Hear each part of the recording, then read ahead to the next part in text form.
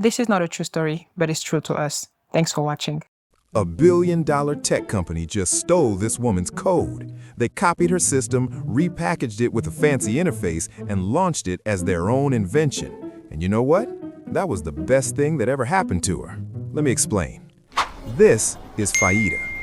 She's a linguistics graduate who spent 4 years mastering the grammar of ancient Latin and dead Greek. She can conjugate verbs that haven't been spoken in 2,000 years. She can recite poetry in languages that exist only in dusty libraries.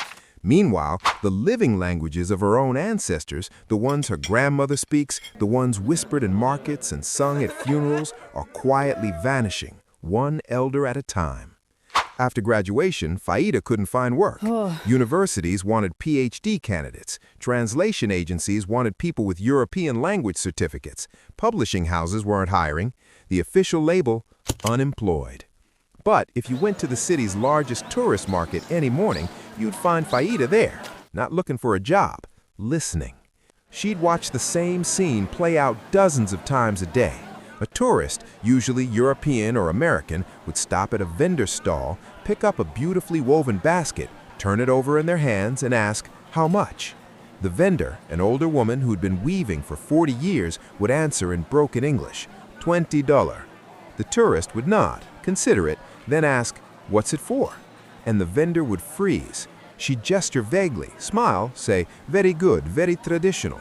But she couldn't explain that this particular pattern was only woven during harvest season, that her grandmother taught her this design, that each color represented a different blessing, red for protection, yellow for prosperity, blue for safe travels. The tourist would put the basket down and move on. Faida watched this happen over and over, vendors losing half their sales not because their work wasn't valuable, but because they couldn't translate its value. Tourists walking away with beautiful crafts, but missing the story stitched into every thread. One evening, after watching a vendor nearly cry with frustration, Faida realized something. This wasn't just a money problem, it was a translation crisis. And it was solvable.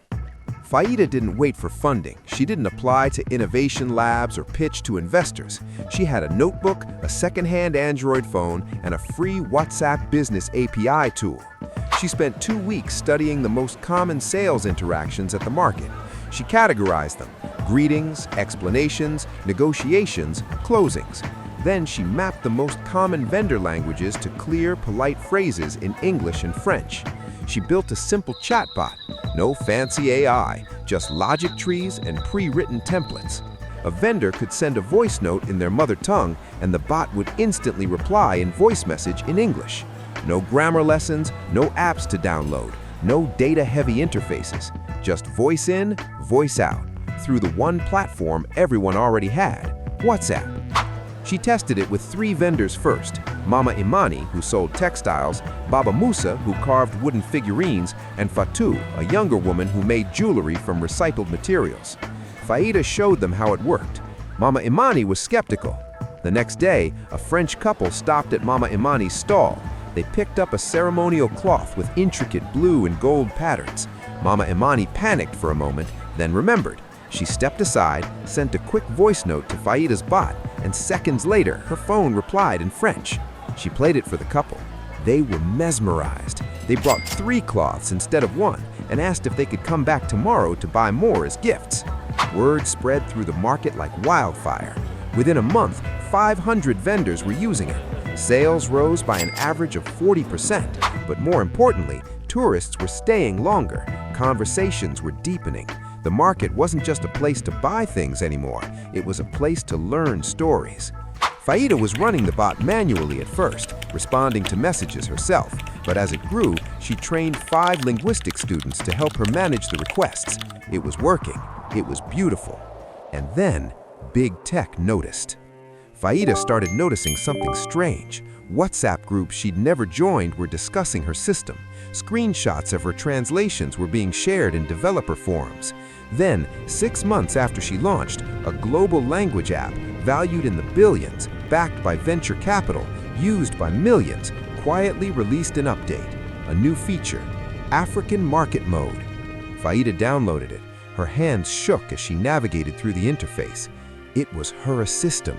Not inspired by it, not similar to it, it was her system.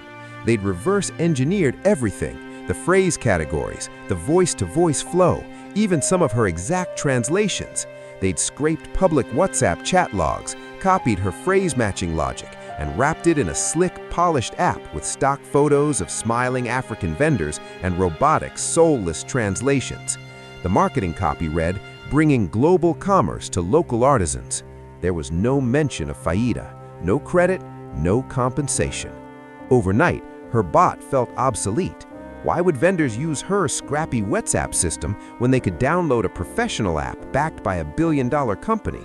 She sat in her room that night, staring at her phone, feeling like everything she'd built had been stolen and repackaged as innovation.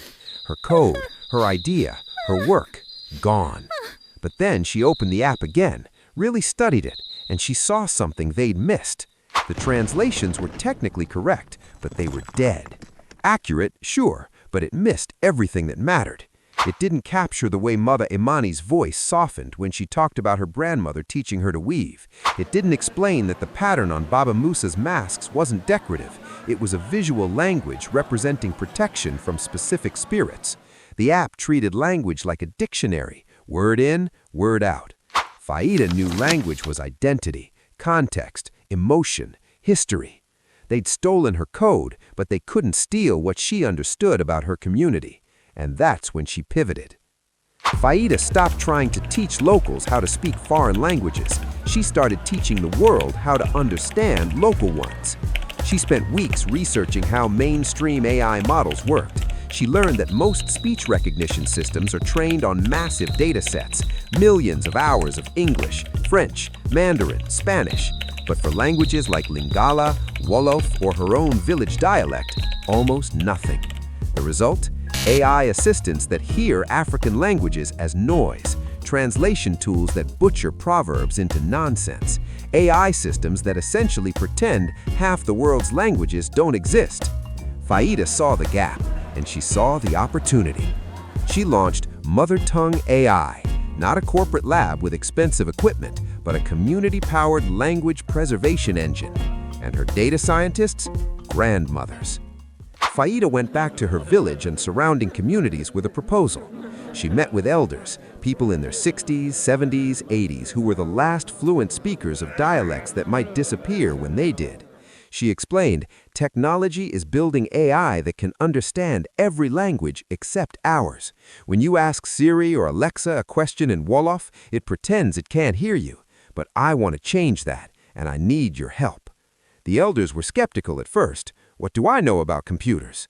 You know stories, Faida said. You know proverbs. You know how a word changes meaning depending on who you're talking to.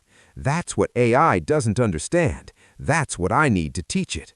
She built a lightweight web platform, mobile first, designed for low bandwidth, where elders could record not just words, but meaning. She asked them to record how a proverb changes when spoken to a child versus a chief, the tone shift that turns a greeting into a warning, the silence between phrases that carries as much weight as the words themselves. This wasn't just speech collection, it was context-aware linguistic preservation. And Faida paid them. She turned cultural memory into dignified work. Faida partnered with ethical AI research labs, universities, and startups committed to what they called decolonizing data. These groups needed high-quality, ethically sourced audio in underrepresented languages to make their AI systems actually inclusive. Faida gave them access to her growing database, but on her terms. Here's how the system worked. Elders recorded 15-minute storytelling sessions twice a week using basic smartphones or shared community tablets. Each recording was tagged with metadata, speaker's age, region, dialect variant, emotional tone, and context. The audio was transcribed by local linguistics students, creating paid microjobs for young graduates like herself who couldn't find traditional employment.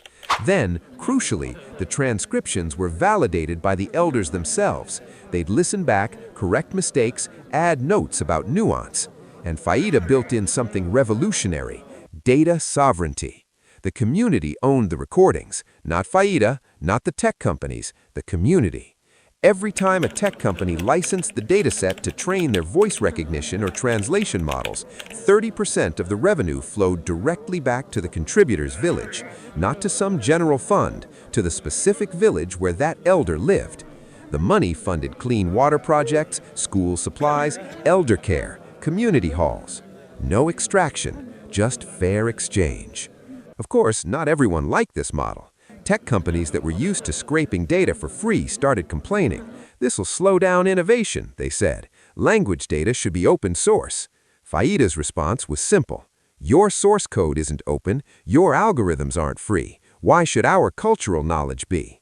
One company tried to go around her, sending researchers directly to villages to record elders without going through mother tongue AI. The elders refused. Word had spread about Faida's system, about the revenue sharing, about the respect. 18 months after launching Mother Tongue AI, Faida received an email from UNESCO. They wanted to feature her work as a case study in cultural preservation. They were flying her to Paris to present at a conference on endangered languages. Faida, who'd never left her country, who'd been labeled unemployed for years, stood on a stage in front of linguists, technologists, and policymakers from around the world. She showed them the platform, played recordings of elders speaking, demonstrated how the AI could now recognize and translate 12 endangered dialects with 87% accuracy, higher than any commercial system. But the moment that broke the room was when she played a recording of her own grandmother. The old woman was telling a story about why the river bends. It was a creation myth, full of metaphor and rhythm. The AI transcribed it, translated it, but also flagged moments where the meaning couldn't be captured in English, where you needed to understand the culture to understand the story. "This is my grandmother," Faida said quietly. "In 5 years, maybe 10, she won't be here, but her voice will be. Her language will be. Not locked in a university archive, not buried in a dusty book. Alive in the technology that shapes our future." The room was silent. Then someone started clapping. Then everyone. Faida isn't labeled unemployed anymore. She's the founder and director of a platform that's rewriting how technology engages with linguistic diversity. But the moment that matters most to her happened last month. Her grandmother called her, on WhatsApp of course, and said, "Faida, my neighbor's granddaughter just told me that when she asks her phone a question in our language, it answers in our language. She said it sounds like me." Faida smiled. "It is you, Grandma. You taught the machine how we speak." There was a pause. Then her grandmother laughed. "So now even the robots speak proper Kanuri?" By the way, that's the name of their language, forgot to mention it. Faida replied proudly, "Yes, someone had to teach them." Here's what Faida understood that the billion-dollar company didn't. Technology isn't neutral. It reflects whoever builds it.